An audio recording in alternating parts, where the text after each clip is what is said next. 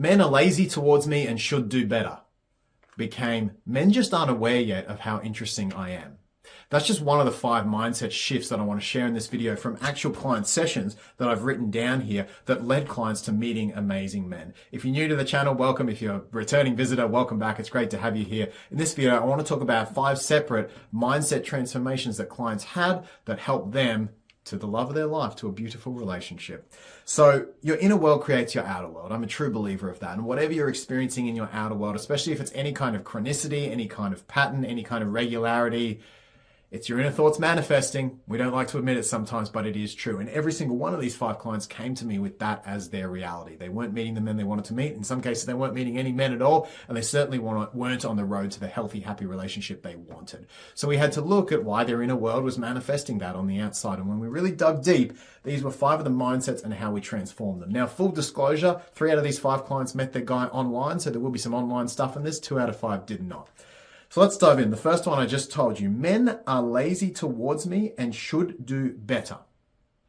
This client was coming in with this attitude. Now, you can see how this attitude would happen. Online, there's a lot of lazy people. Hell, offline, there's also lazy people. This client had been experiencing that. And unfortunately, she had been manifesting that on repeat because she had started to expect that from men. And then it's very easy to manifest once you start expecting it.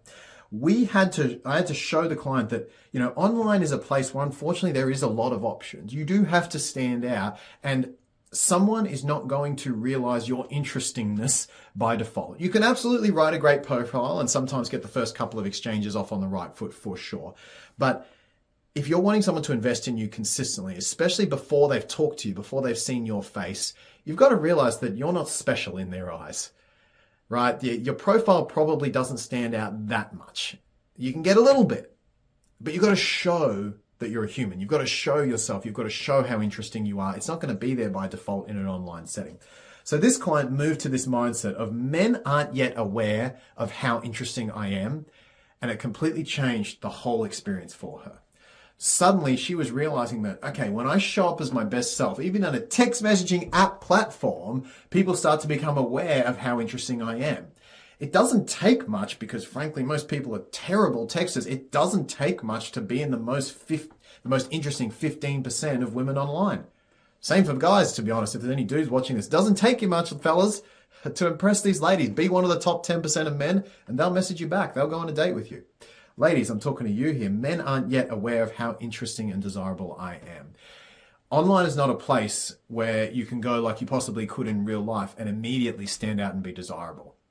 If you dress yourself up, if you go to a nice party, even if you're just walking down the street, well done up, you might be the most interesting and attractive person in that environment. Online, it's not the case. It's not a personal attack on you. It actually has completely nothing to do with you. It's just a change of environment. It's like what's a yellow animal? God, it's like a yellow snake, going to a desert and expecting to stand out. It's like there's certain places you'll stand out and there's certain places you just won't. So we want to make sure that you stand out. So when this client changed her paradigm too, men aren't yet aware of how interesting and amazing I am. That completely changed her online experience, and suddenly she was getting date after date with the best guys online. Whenever she wanted them, all she had to do was turn on that tap, she'd get more, and now she's committed to a great guy. Mindset number 2. If men see me as sexually attractive, there's no way they'll take me seriously. This was a mindset that a client came to me with, and she was experiencing a lot of sexual interest from men, but very little non-sexual interest. This was a problem because we realized she was holding herself back. She was keeping her heart closed, but she was a physically attractive lady, so a lot of men were still going for that. But it was, of course, creating an insecurity in her because of making her feel like, well, these guys are just after one thing. They're not really here for me. And it was hurting her self-esteem, which was already wounded from previous parental stuff. It was making it even worse. But at the same time, we need to not have her simply reject sexual interest, because for you as a woman, any woman, if a guy is showing interest in you in any form, especially romantic on apps, but even in real life, if a new man is talking to you, he's sexually interested. He already decided that. If he's even talking to you, he's ticked the box that said, yep, I'd have sex with her if things came to that. Now, of course, if he's married or taken, he may not actually action on that, but even married men, even men who are in commitment can say, yes, that's an attractive woman. So there is a switch in a man's brain where within about half a second, he's decided whether or not he would have sex with you. So we don't want to be rejecting sexual interest. We just want to be making sure that it's not the lead card, that the non-sexual traits, the non-physical traits are leading the way and you are feeling valued for those traits. So we switched her mindset to this. Remember, in the past, it was, if men see me as sexually attractive, there's no way they'll take me seriously. It became, I want to be physically desirable. I just need to make it clear my non-physical traits are even better. So what I did with this client is really helped her showcase those non-physical traits, specifically her feelings and her feminine energy. Because she didn't realize how much she was holding that stuff back because she was even more concerned about the sexual interest that might come in addition and how she would struggle to set boundaries with the guys around that. It's not that she was having sex, but she was getting so much of this that she didn't know how to set boundaries with it. She had a little bit of nice girl traits, so she kind of had this cover over her nice girl traits where she was keeping everyone away because she didn't know how to handle the interest. So we had to have her receive the sexual interest, not blatant, but just understand that she's a sexual being and a sexually attractive woman while focusing her energy on showing off her non-sexual traits, her non-physical traits. And when she did that, she started to find that, of course, there were still some guys who tried for sex and she got rid of them easily, but the guys that weren't trying for sex were then there for the non-physical stuff. Yes, they were obviously still physically attracted to her, but she was now attracting the right kinds of men because she wasn't getting offended by their sexual interest, which eventually came from the good guys. She's now with a great guy as well. So that's a sexual example that can help you there. Number 3, big one. Talking to new men is a waste of time if it doesn't yield a result. I see this one a lot in new clients. We had to change this one too. Talking to men can be rewarding on its own. And I think this can be a challenging transformation for many clients. It is an important one. Imagine if a man came to you and he said, well, talking to women is a waste of time unless they sleep with me. I mean, what would you think of that man? It goes without saying. We need to not see people as transactional. The truth is, if you're showing up to men, to dating, and you're only seeing them as useful or a good ROI on your time if something comes from it, then you're always going to see this transaction in the process of meeting people. And that's just as sad and just as dehumanizing as if a man was to come to you and say, well, there's no point talking to you if you're not going to have sex with me. We have to find value in meeting people. And for the introverts in the room, like myself, I know this can be a little bit harder. Is, well, I'm not comfortable always meeting people. I don't want to be out there. But that's the magic for the introverts. That's the growth. That's where you will get your growth, is learning that extroverted skill set. And as an extrovert, usually the growth will come from some kind of boundaries, some kind of filtering. There is always value there if you look for it and see it. But if you have this transactional ROI mindset to meeting people, you're going to feel it. The men you meet are going to feel it, and they're not going to want to be part of that transaction. So you need to make sure when you're meeting people, you find a way to find value if there's no result.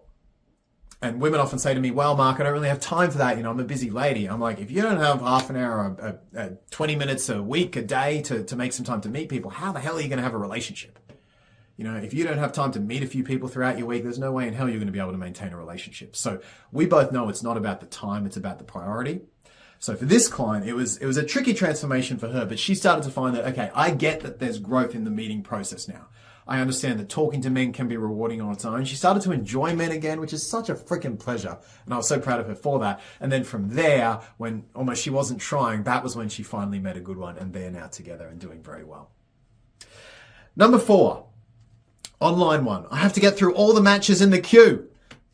Get rid of that. The number one thing that's going to kill you online is overwhelm. Now, Hinge, as in Hinge dating app, got very wise recently. And about 2 weeks ago, they put in a blocker to stop you having more matches. I think this was incredibly smart on their part, although albeit many years too late, because they finally started to clue in just a little bit. It blows my mind that the dating app companies do not have better systems to not make people hate dating apps. Like, I do so much work on this with clients, completely internally transforming them so then they can actually enjoy the process of meeting men. It just blows my mind that, it's even necessary.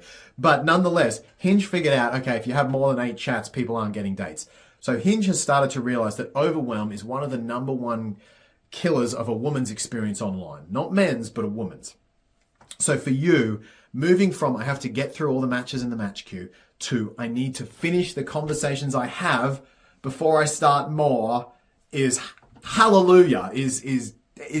That's the thing. That's the thing to be doing. Get through the conversations you've got before you get more. Now, this doesn't mean having 10, 12, 20 plus exchanges with people, and it doesn't mean only having one conversation at a time. What it means is get them in, get them out. You should be able to tell easily within a week if a guy is going to move things forward or if he's not. And that's being generous. When I say within a week, that assumes you're only sending one text each day.